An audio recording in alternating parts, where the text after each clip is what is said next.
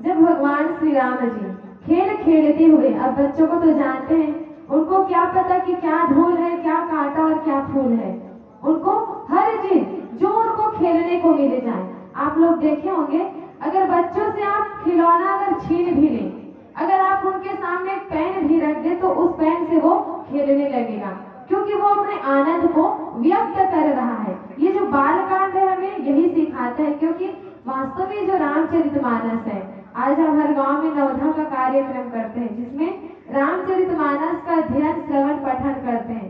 लेकिन वास्तव में जो रामचरितमानस है ये क्या है, हर प्रसंग में, हर कांड में भगवान ने हमें जीवन जीने की एक सीख बताई है।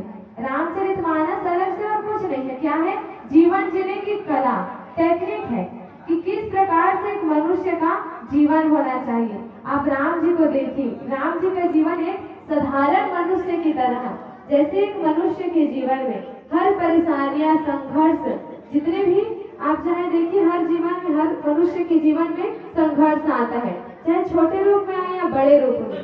तो राम जी ने हमें उन संघर्षों में भी जीना सिखाया है। तो ये जो रामचरितमानस है, अगर हम देखें तो क्या है, एक जीवन जीने की कला है।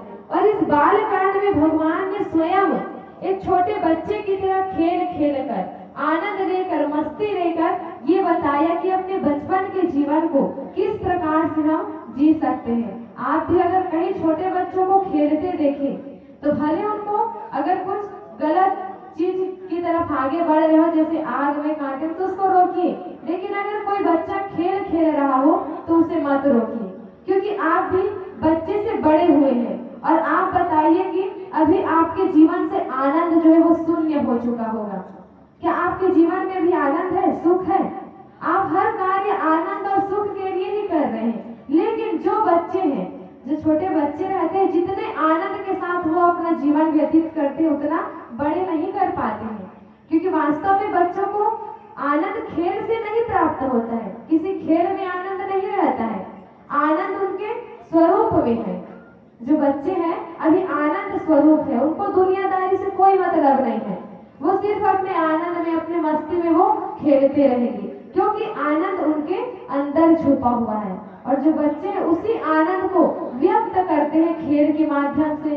और बालकांड में भगवान ने भी, चाहे आप कृष्ण जी की लीला देखिए, राम जी की लीला, बालकांड में उन्होंने भी यही शैतानी, जैसे आज के बच्चे धूल में लपेट जाते हैं, तो राम जी भी तो धूल से ही खेले हैं। यहाँ गोस्वामी जी महाराज लिखे हैं ना इस प्रसंग में कि धूल में खेलने से उनका जो शरीर है वो क्या हो गया, मैल जम गया है। लेकिन फिर भी जो राजा दशरथ है, पिता है ना, चाहे बच्चे धूल में सने रहे या कीचड़ में, माता पिता का प्यार तो उतना ही रहेगा, क्योंकि माता पिता को सबसे ज्यादा आकर्षित उनके बच्चे कब करते हैं, जब वो बचपन में होते हैं, छोटे रहते हैं, क्योंकि माता पिता को भी उनकी वो जो शरारतें हैं, जो शैतानी है, उनके मन को मोह लेती है।